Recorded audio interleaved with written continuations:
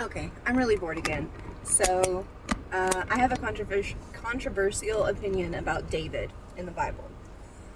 Um, the story of David and the continuation of it with Solomon is actually a cautionary tale about the importance of equality and good male female relationships. Most of the Old Testament, like a lot of Genesis and up to Kings, is really about how important it is to be equally yoked, to have a good relationship and a good balance between men and women, all the way back to the story of Adam and Eve. Because Eve ate that apple, but Adam was supposed to tell her not to, and he was right there. Read it again. He was right there. And he did not stop her from eating it. He took it from her after he ate it. And the worst part, and the thing that I think really is overlooked as part of the original sin, wasn't just disobedience.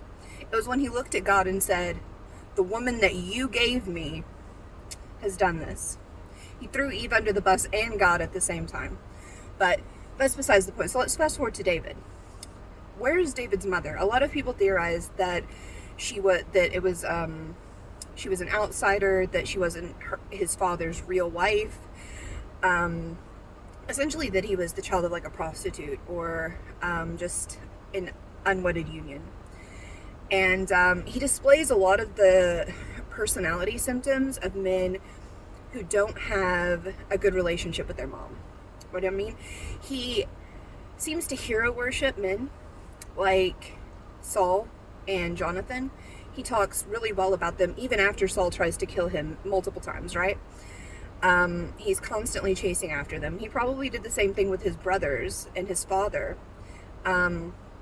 To me, it really reads that like he had a not very great relationship with his father and brothers, that he felt like left out and excluded. And you see that like they didn't even call him as one of the sons. They're like, oh, he's off in the field, don't worry about him. Total Cinderella moment, right?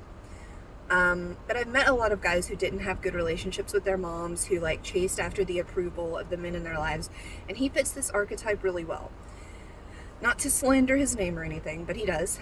And so you see how he forgives Saul for all these attempts at murder. He can't bring himself to kill Saul. And so let's look at his relationship with Michal, though, because she is the only woman in the Bible who is explicitly stated as having loved a man. And she helps him escape from her father. And then David just dumps her. He just ignores her all this time. He goes off and gets some other wives and abandons Michal. And the only reason that he gets her back is as a political move when he's trying to secure, his rule over all of Israel.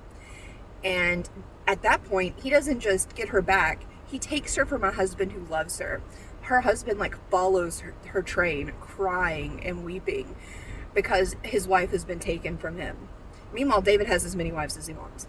And then he leaves Michal in this city. And when he finally gets to her, he doesn't even go straight back to her, but he goes and dances around the square in front of all these other women, half naked.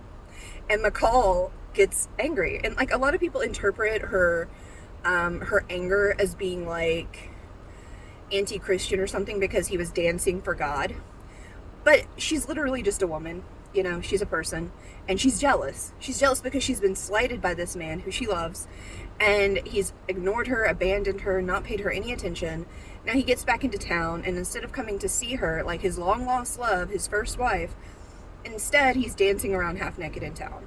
I'm just saying, she probably wasn't right, but there's a big difference between trying to murder someone and popping off with a jealous comment. And David fully forgave Saul for trying to murder him, and Jonathan for, siding with his father, talked them up after they died.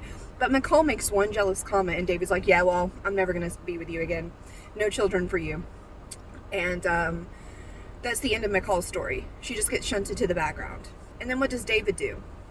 He continues to have bad advisors who go around, just assassinating people.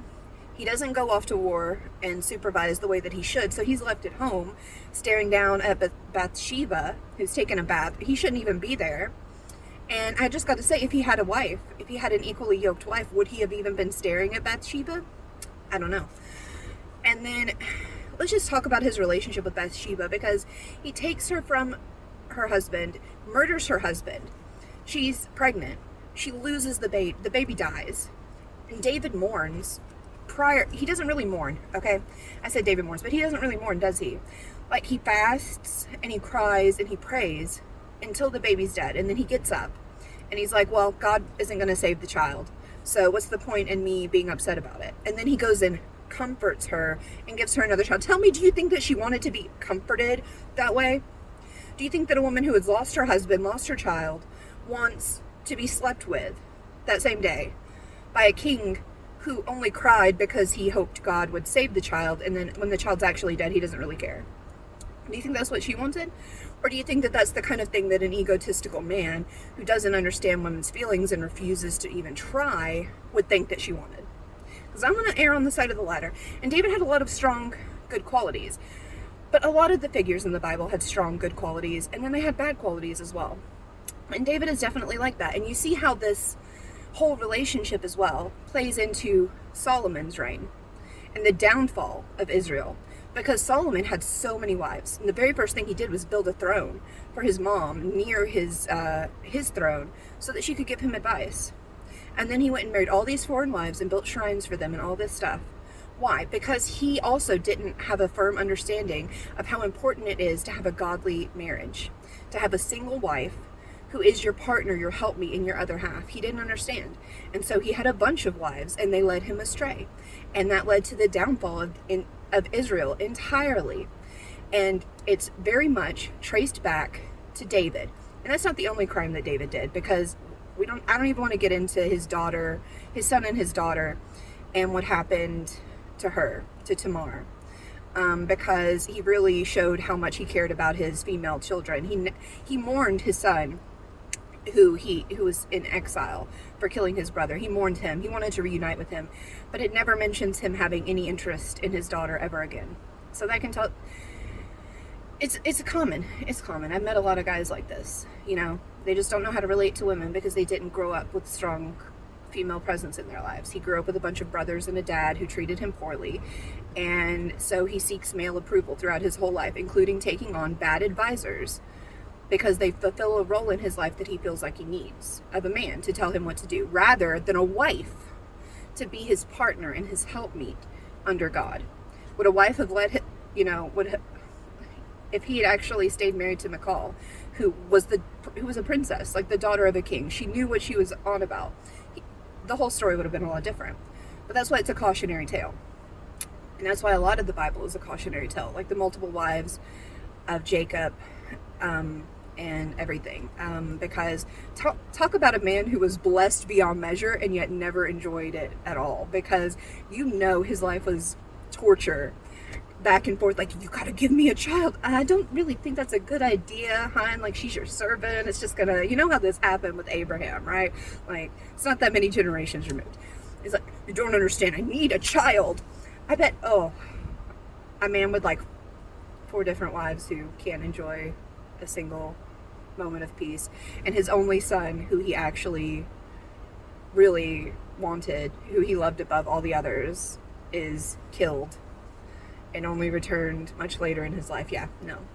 It's a story about the importance of waiting for the right one, because I really don't think he should have slept with Leah at all. I think he should have found someone else to marry her, and let her have a happy life, because why did he need so many wives? He didn't even love Leah. I know his father-in-law was the real problem, but I'm just saying. So let me know what you think about that. And just some more biblical psychology.